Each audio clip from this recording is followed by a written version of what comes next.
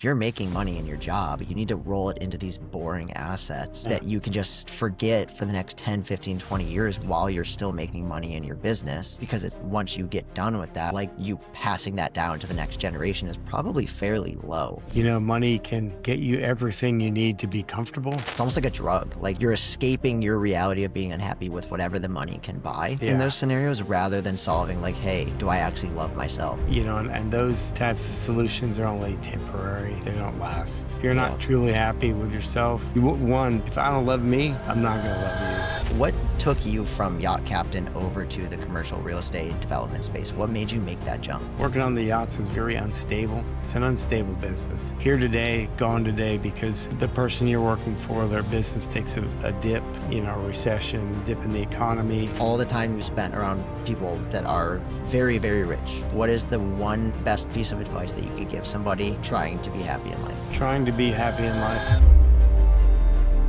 We all get the same 24 hours. So why is it that some people build so much more with them? I'm Brian Coons, and this is the Builder Nation podcast, where we talk to top performers, entrepreneurs, and visionaries to uncover the architecture of a meaningful and fulfilling life. Let's get into it.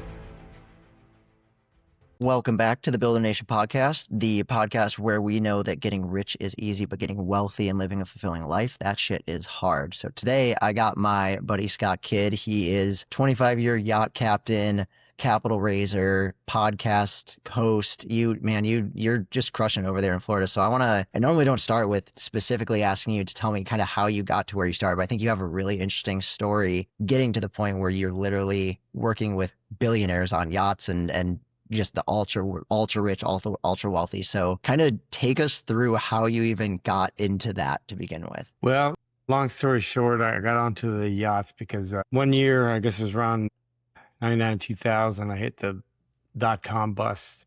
We lost our business. I got laid off from my job. I was back in Jamaica, where I'm originally from. My dad's Jamaican, mom's American. I was back there. A friend of a friend was in the Navy with this guy, and you know, I was pretty well negative, whatever you want to call it.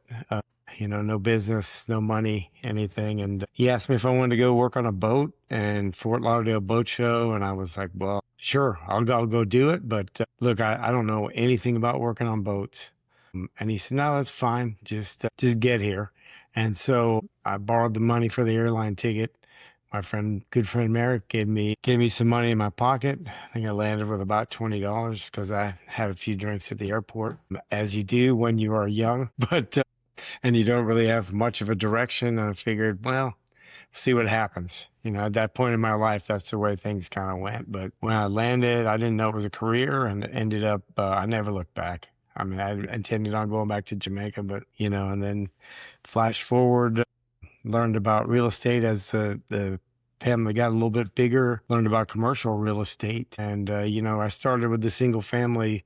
You know, as the family got bigger, we bought another house and rented that one. And then I learned about the commercial real estate and the bigger stuff. And that led me eventually into multifamily, value add, and now development. And mostly I'm on, like you mentioned, on the capital side, where, you know, I put together the capital stack, whether it's debt, equity, you know, finding the right partners, co-GPs, you know, LPs, fund managers, anybody that, you know, it's like putting together a big puzzle. You know how it goes a lot, you know, for your audience and stuff. Sometimes it's not necessarily the money that you need, but you might need someone that can bring in the right insurance component, someone that can bring in the right, you know, the right contractor, something, you know, and I've learned over the years on the yachts, a lot of times that, I'm good at finding the right people and putting the right people in the right seats and building teams. So I use those kind of skills as well, same kind of way. Yeah, that's something I wanted to ask you is like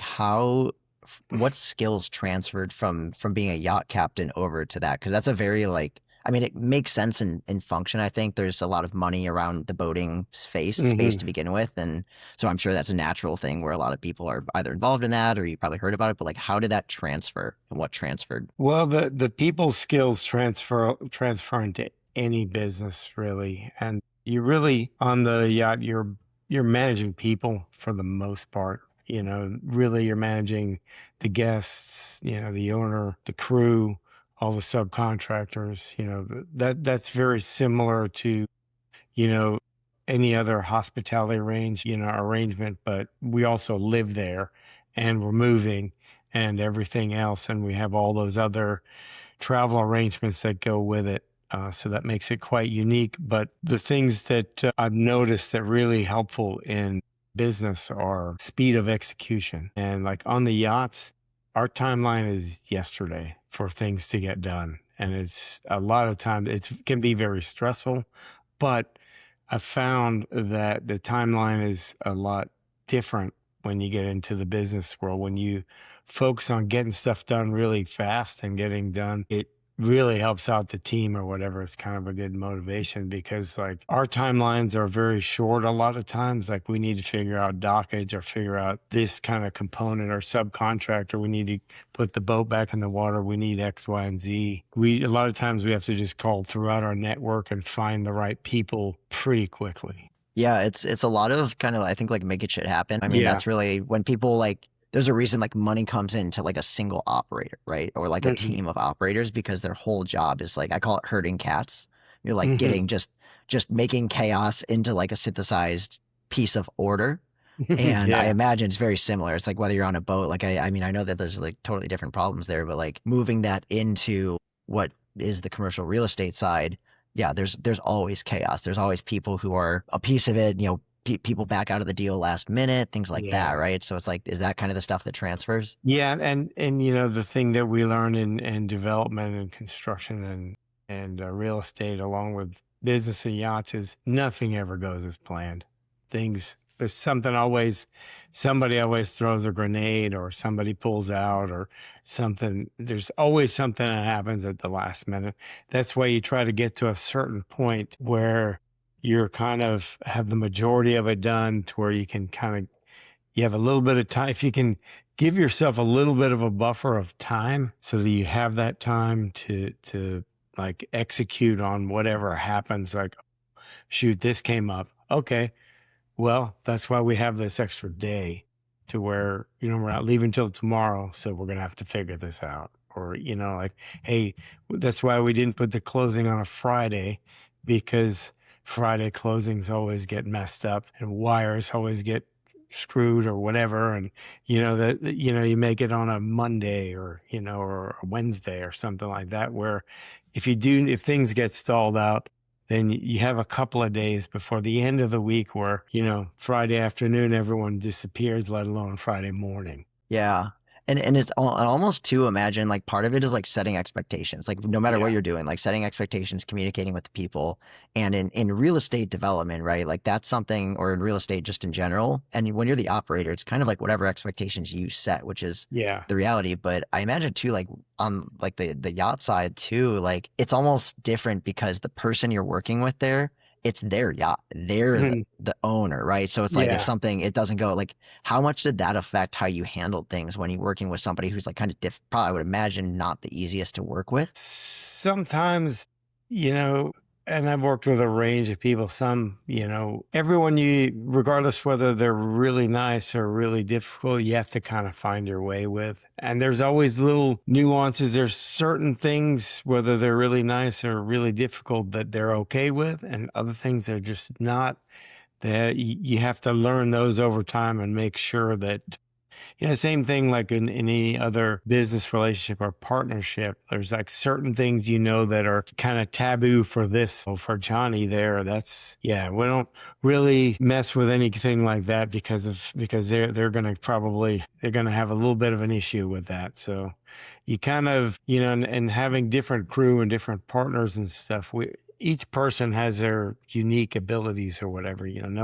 No two people are really the same. I mean, they kind of be similar, but the reaction of each person when stress comes, that's a really deciding factor, because we on the yachts go through some stressful situations, and also in the commercial real estate realm, we go through some pretty stressful situations as well. But that's one of the questions when I'm speaking to a potential partner and stuff is, what was your worst deal, and what, how did you react to it? How did you get through it? Because you really want to know when this person goes through the ringer, like, are they going to crack? Are they going to, fight, flight, or freeze? And I imagine with your military background, you understand that, that that is something that is really critical. Yeah. Yeah. That you bring up such a good point. Anytime you're working with people, business, money, it doesn't matter. You don't know how they're going to be until money's tight or until something goes Hmm. wrong with money to figure out who they actually are as a person. And that's something that I think is very understated. Like a lot of these people, Yeah. especially the newer people,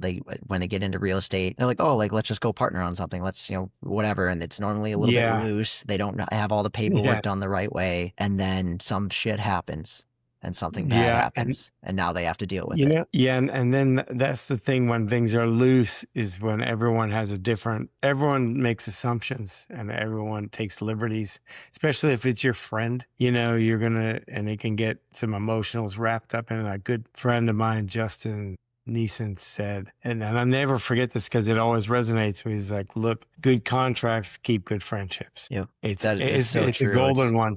It's a golden one. It's like before if before you go gun ho on stuff, just at least write down a loose interpretation of it. Like, hey, we're going to look at this every month, or every quarter, and put a time on it that, hey, we're going to have to readdress this, because as we grow, what we thought of when we're here is not going to be applicable to over here. So we're going to have to readjust maybe annually, or at least look at it quarterly or something like that, because you don't want anybody to be slighted. Well, maybe I didn't think of that. And it's very lopsided at one point, and then you're going to have all these animosities and everything, and that could blow up the partnership. Yeah, it's so true. I mean, I love what you said. I call it, whoever called it, but it's like it's a disagreement agreement. You don't need it until some shit happens and something goes poorly. Yeah, till things go really bad. And then Yep. it's like, well, let's check the contract. And then, people start lawyering up and take all these assumptions. It's like, well, it wasn't on the paper, or it wasn't a paper.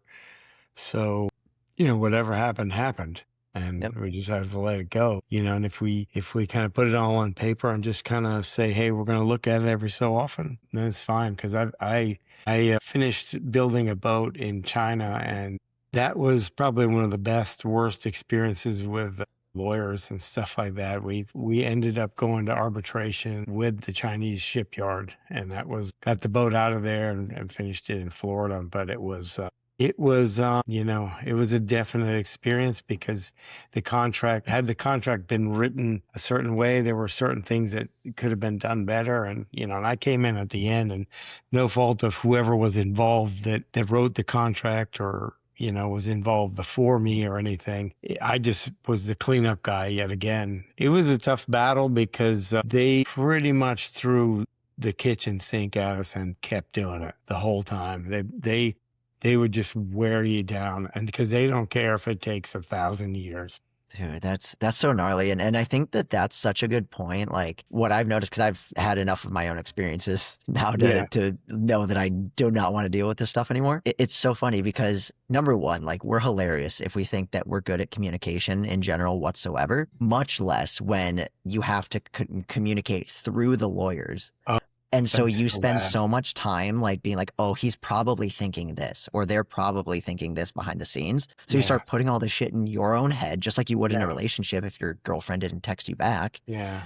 And now the people who are doing the middleman communication are literally incentivized to continue dragging it out even further. And what if the lawyers are friends? Right. And that's a thing. It's like, depending on what you're doing. Like, I mean, I had to deal with a situation in bumfuck Idaho, right? It's like, how many lawyers do you think are in bumfuck Idaho, right? There's probably like 6 total. So it's like, yeah, like they're very, and every lawyer has their own specialty or whatever. So this specific thing, there's not that many. And it's so funny because it's like, number one, we're not good at communication in relationships whatsoever, much less when things are bad and money's involved. And then you only can communicate through a person that's incentivized to charge you more money and take longer. and drag it out. And that's why I tell people I know I've only known a few people that were getting a divorce or got a divorce that it ended okay. Was they did some kind of mediation. They didn't really get an attorney, and they just they said, okay, we're going to agree to get a mediator. And then at the end of it, we're going to agree and we're going to sign the paperwork. They actually get along better now that they're not married or whatever. But that was because I guess, they were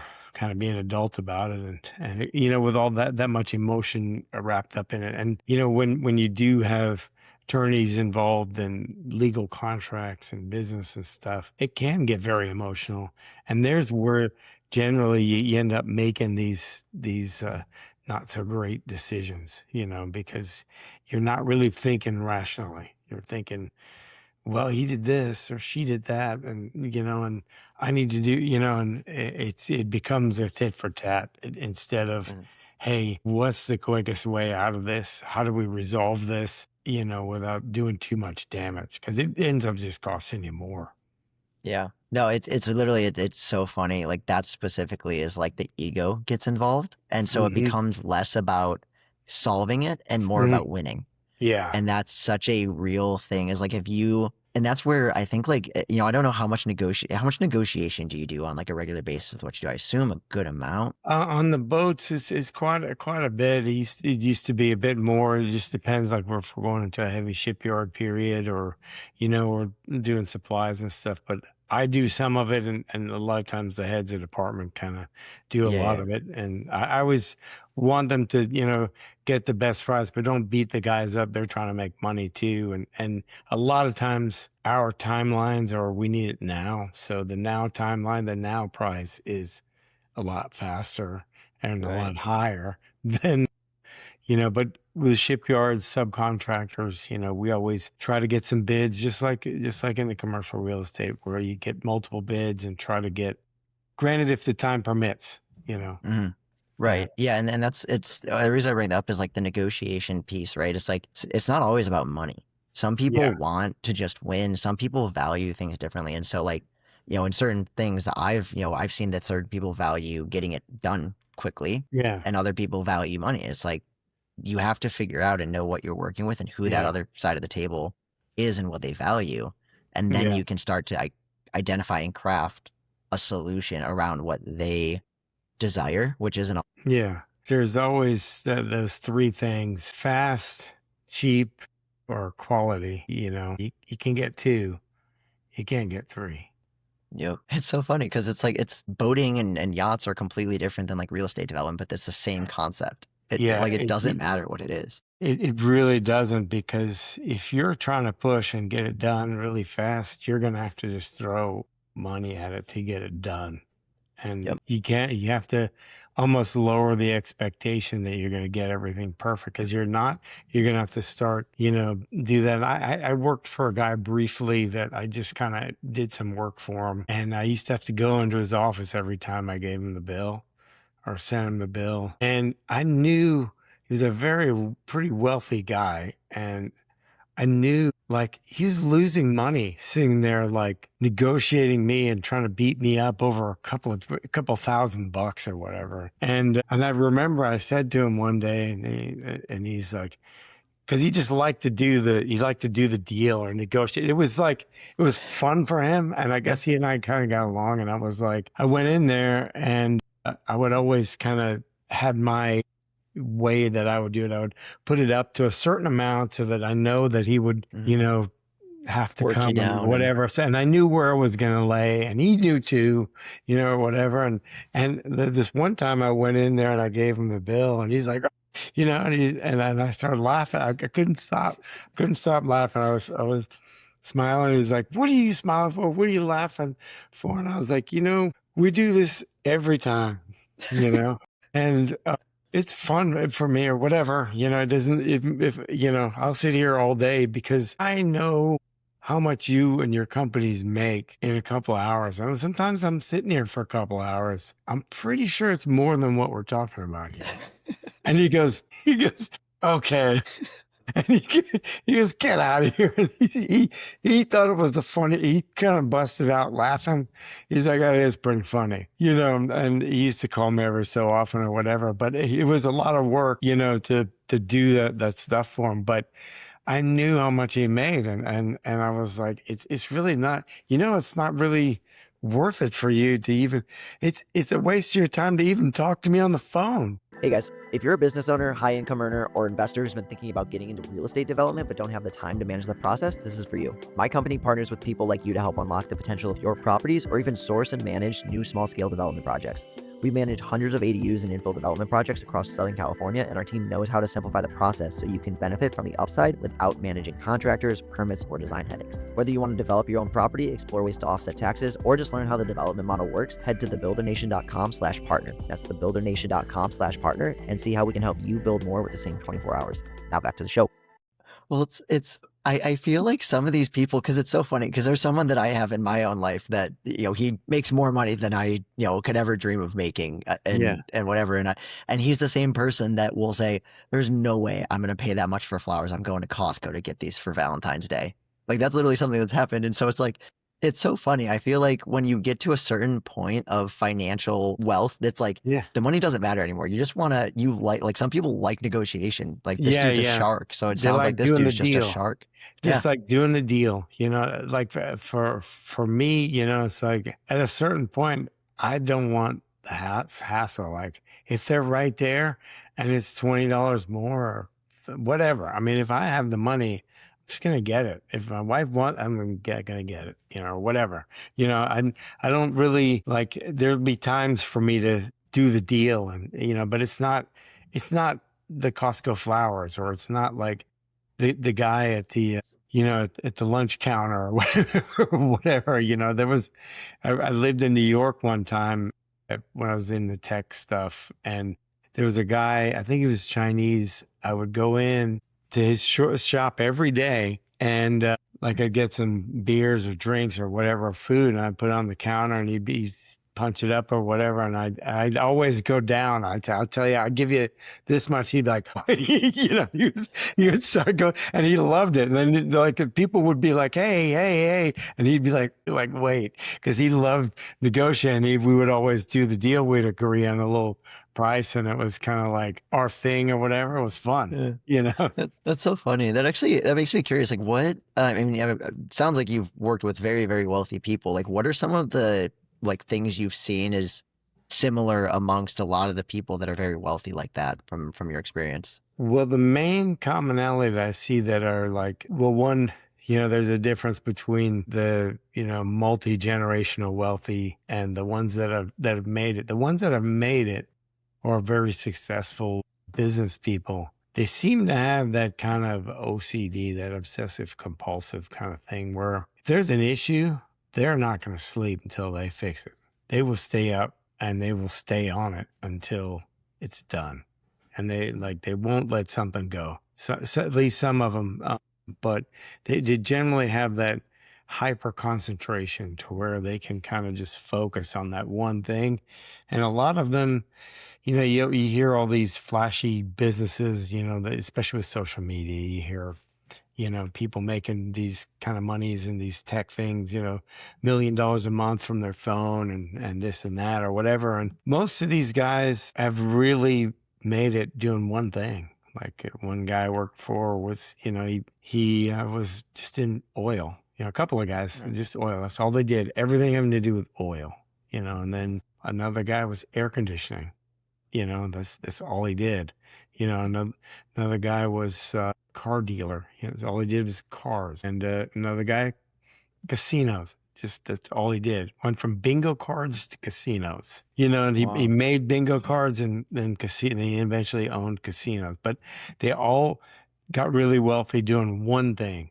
And then they moved out into all these other things, like real estate and stuff, where they had, were able to, like you were saying in the beginning, were to keep all that wealth, or to keep, to sustain the wealth, because to have that multi-generational wealth, you really have to have a lot of hard assets that are really paying you out and paying the family out for a long time.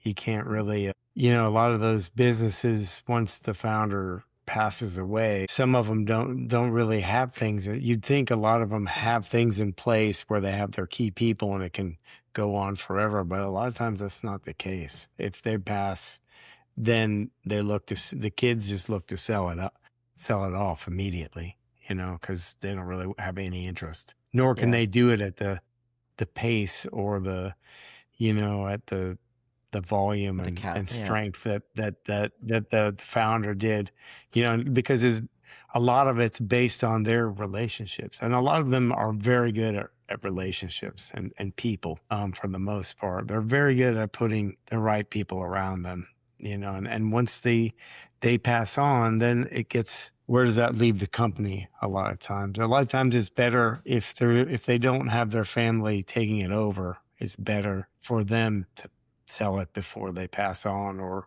have some kind of auxiliary plan to wind it down or move it into, because that's one of those things that I have a couple of friends of mine that they're buying a lot of these baby boomer businesses that are, the kids don't have any interest, and they're very good businesses. They're what you would call the boring ones, that a lot of people say are boring, but I don't think I like boring. I think boring is great, especially in the investment world. That means less problem. Yep. Yeah, I've learned, I mean, just being in like the San Diego market, I mean, you have these people pushing these crazy, unique, like super dense deals that Yeah. they're like, oh, look at the cash flow, look at this, whatever.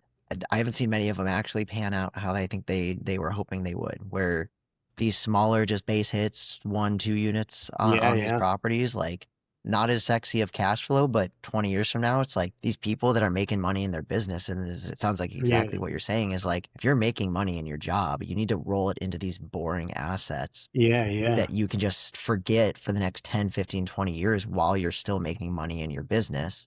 Because once you get done with that, like the likelihood of you passing that down to the next generation is probably fairly low. And I say this, my girlfriend just bought a locksmith business from someone, Yeah. and that was a 6-month nightmare just to get it transitioned, and she's been working to actually get it up and running the right way, because I've like looked at it too with her, and I'm like, how the hell was this dude actually like profitable in any way? Like, this is chaos. Wow. And so like that seems like that's probably the standard on a lot of this, is like it's like you're doing things a certain way, you have the connections. That's a really good point I didn't even think about, was like the people are going to call you. They're not going to call your son or your daughter. That's what you see a lot of times, unless the son or daughter was in the business and they were around and they were able to start fielding, the customers and stuff like that, and learning the business and coming up in it.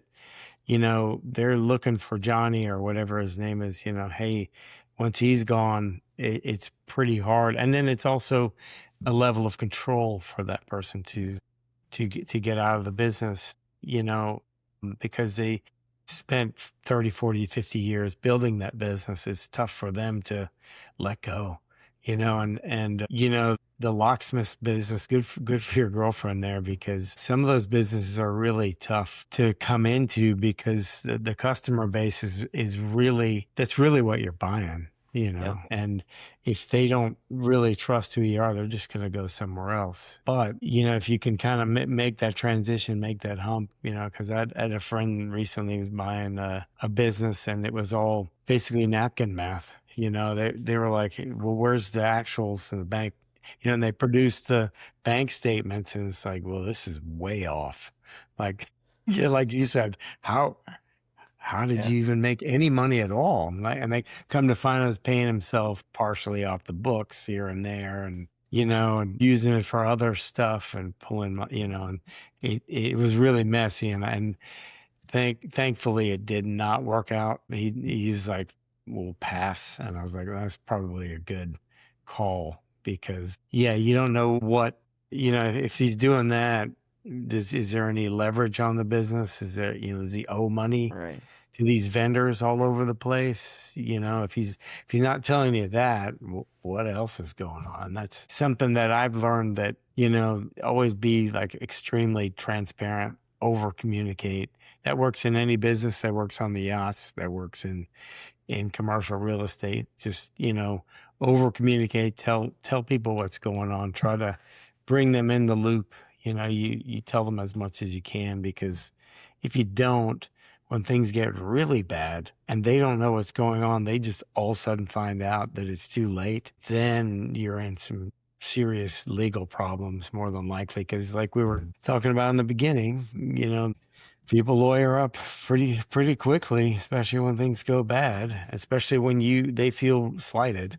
Exactly. But So when you've been working with, you've worked with seemingly a ton of people now who probably very, very well off. Do you think that the money actually equates to life fulfillment, or are they disconnected? No, they're not related really at all. It's a part of it. It can be enhancement. I think, money can get you everything you need to be comfortable. But if you're not happy inside, I've seen it many times, with people that have a lot of money and people that don't have any money at all.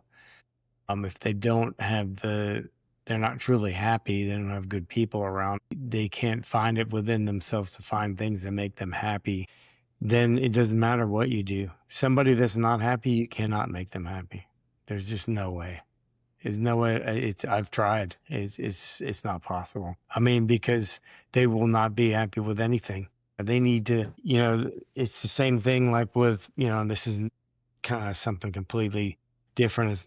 It's unrelated, but if someone has some form of addiction, until they get to that resolve of that it's them, that they have to deal with it, there's nothing you can do. You can't help them. It's the same thing if someone is very depressed and not happy. You cannot make them happy at all, Right. but No, the money can keep you out of a lot of situations where you have, options to deal with those things. yeah, it makes sense. I mean, you see so many people that they have money, but they're still out of shape. They're still unhappy in Yeah. their marriages. They're still Yeah. seeking something. It's kind of like, I mean, the way you were Empty. explaining it is like, it's almost like a drug. Like Yeah. you're escaping your reality of being unhappy with whatever the money can buy in Yeah. those scenarios, rather than solving like, hey, do I actually love myself? Is my family life happy? Do I know how to communicate with my wife? Yeah. They're filling the void, and those types of solutions are only temporary. They don't last. If you're Yeah, not truly happy with yourself, one, if I don't love me, I'm not going to love you. If I'm not happy with me, I'm not going to be happy with you. There's just no way around it, So I won't, it's one of those things that, I've been through a lot of ups and downs in my life, and you know, what I choose to do and how I choose to live my life. I'm, if I lose it all, have it all, whatever, it doesn't, financially is all relative. But I'm a pretty happy person just because I try to take care of myself and my family and stuff like that. I try to focus on the things that I feel that are important to me, and I think if you lose sight of that, you start to get into all these other things that fill the void. yeah. No, I 100% agree. So what took you from yacht captain over to the commercial real estate development space? What made you make that jump? Well, I'm still on the yachts too, but I'm going to continue to do it until they tell me I can't. And from my cold, dead hands. Don't die tomorrow. No, I'm but calling you tomorrow to make sure you're good. yeah, good. Well, thank you. But glad somebody's checking on me. But no, really, it all kind of started, in a small way because working on the yachts is very unstable. It's an unstable business. Here today, gone today, because the person you're working for, their business takes a dip, a recession, dip in the economy. They get divorced, pass away, you know, their business partner, something happens to them, or they just lose interest. It can happen. I've gotten the call many times where, sorry, we're cutting everybody loose, and it's here today, gone today. And so I always looked at having some kind of other side hustle or something that was sustainable that could keep us afloat, so to speak, while on the in between. Because it's not a matter of if, it's a matter of when the job goes away.